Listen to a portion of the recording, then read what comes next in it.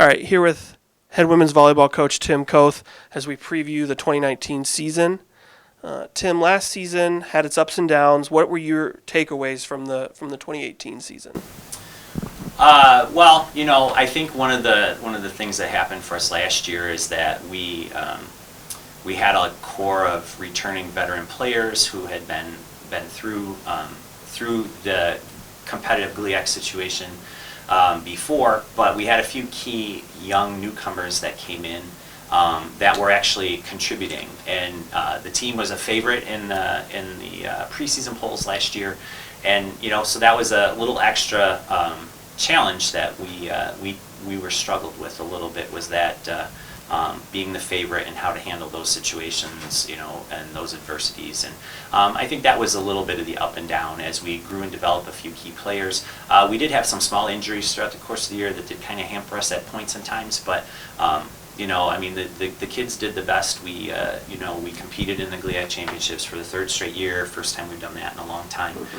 We were in the mix in the top 15 or so in the region. So it wasn't quite what we were anticipating, but it was still a pretty good season, and we had some great performances last year for some individuals. But to really achieve what we wanted to, we just didn't meet that expectation.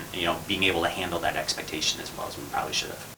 Two of those veterans will need to be replaced. Probably two of the better players that the program's ever seen, and you can talk about some borderline Hall of Fame credentials on both of them. Haley Richardson and Ellie Rodriguez. Talk about what they've meant to the program and how the program will kind of go about moving on from those two key players. Yeah, they certainly were key players. We saw that a few years ago when we were at the top of the conference at midseason. Both of them on the same weekend got injured. It kind of altered the second half of that season for us a little bit. But they were fantastic players, even better people.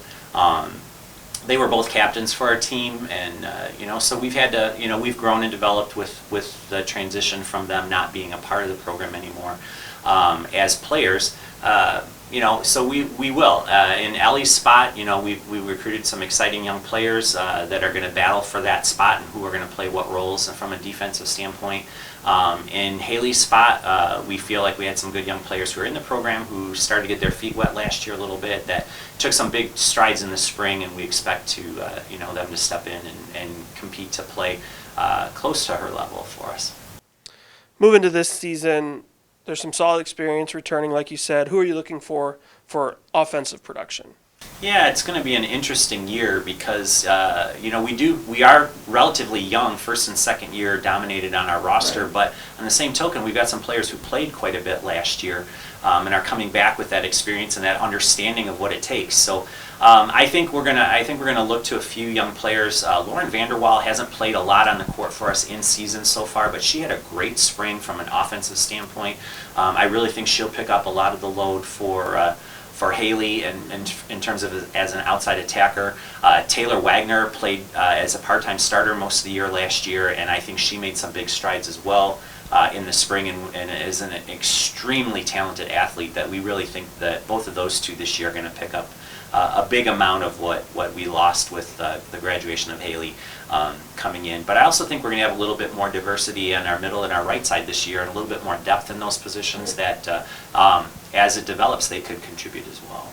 And you have two setters coming back that have started in the past. Cameron Duffield, the majority of the 2018 season, was your distributor. Talk about that spot. Yeah, that was an interesting dynamic in 2018 as well, because Cam was a first-year freshman coming in. She won the role, and then Natalie, who had been a starter the year before, she got injured and wasn't able to play the entire season. So we really didn't have an opportunity to kind of take some steps back and give Cam a little bit of a breather for any period of time. But both are healthy now. Both have been working extremely hard over the course of the summer, and I think that's going to be a real strong point for us this year. Cam's really developed her game, really developed her physicality over the summer, and I think she's going to be a captain for us as well as Natalie. So both of them are captains on our team, which says something about what their teammates think of them, and we're looking forward to the depth and that they both will bring for our program in terms of their experiences now and how they run the show for us.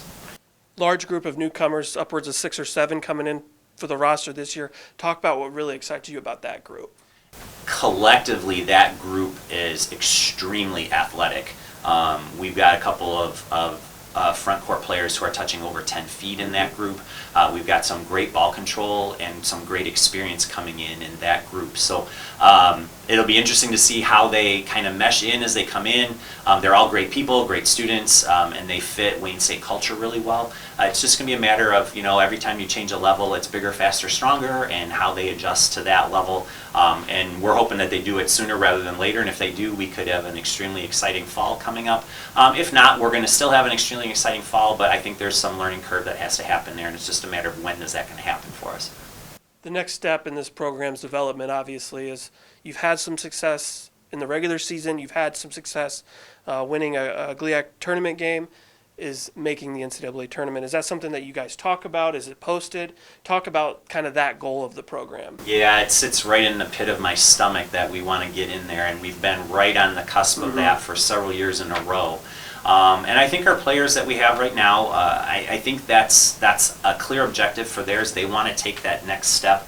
I think we have the talent to do it. This year is going to, our experience level is something that we may need to grow and develop, but if that accelerates a little bit, I think we're going to have a great opportunity. But this is a great league. It's a great region right now in terms of the conferences and the competitive play in the region. But we've set up our schedule that we hope that, if we do some of the things that we're capable of in the beginning of the year in our non-conference play, and as we develop, as we go through the brutal Gliac season, I think we're going to be in that mix, and that's all you can hope for, is that you're in that mix and give yourself a shot. And I think we have the right drive and determination. We definitely have the size and athleticism to get there. You touched on it a little bit. Let's talk about the schedule to wrap up here. You got the Ferris State Invitational, which is always super competitive, and then we host our tournament, which we've done a couple years in a row now after it had gone away. And so that'll be an advantage, obviously, playing at home. And then, like you said, the brutal Gliac schedule, everybody plays very strong competition. So talk about the schedule and kind of how you see the slate playing out. Our schedule was really purposeful again this year. We really took a close look at with Division II regionalization, how we could put together a schedule that would give us the best opportunity within our region. So we're returning to the Ferris tournament and with an opportunity to play 3 regional matches in that, along with a perennial power on the national level. The University of New Haven is traditionally strong in the East. So that's 4 great matches for our program from within our region. The home event, the Warrior Invitational, we're excited to have that back again this year, and it's all regional opponents, so we'll be playing teams from the GLVC and GMAC, and get to play them at home. So an opportunity to play those teams here. Again, so if we get off to a pretty good start, we're going to have a pretty good in-region strength of schedule, and then it's a matter of taking our shot when we get into Gliac play. But I think the schedule is set up that if we do the things that we have the potential to do, we should be there at the end with those opportunities to be competitive with the Gliac Championship and in the discussion for an NCAA tournament bid.